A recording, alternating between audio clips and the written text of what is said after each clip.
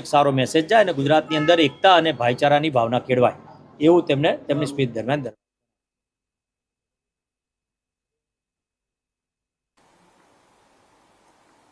રાજકોટ મહાનગરપાલિકાની ચૂંટણી પહેલા ભાજપે માસ્ટર સ્ટ્રોક તરીકે પાટીદાર સમાજને કેન્દ્રમાં રાખીને મહત્વપૂર્ણ રાજકીય બેઠક યોજી છે।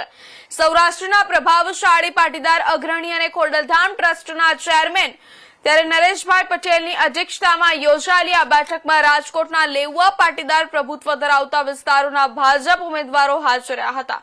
વિવિધ વોર્ડના ઉમેદવારો નરેશભાઈ પટેલને મળવા પહોંચ્યા હતા અને સમર્થન મેળવવાનો પ્રયાસ કર્યો હતો। બેઠકમાં ધારાસભ્ય રમેશભાઈ ટીલાળા પણ હાજર રહ્યા હતા। ભાજપ દ્વારા પાટીદાર સમાજ સાથેની આ સક્રિયતા રાજકીય રીતે મહત્વપૂર્ણ માનવામાં આવી રહી છે, જેના કારણે કોંગ્રેસ માટે ચિંતાની સ્થિતિ ઊભી થઈ છે। આ બેઠક બાદ રાજકોટના રાજકારણમાં ફરી ગરમાવો આવ્યો છે।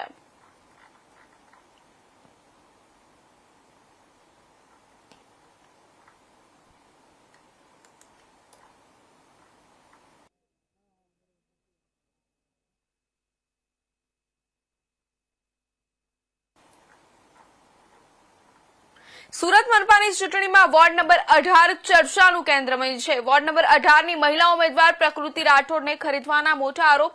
કોંગ્રેસના ઉમેદવારની માતાનો વિડીયો વાયરલ થયો છે। પ્રકૃતિ રાઠોડની માતાએ અશ્રુભીની આંખોથી જણાવ્યું, ગંભીર બાબતો જણાવી, મારી પુત્રી જીતે કે ના જીતે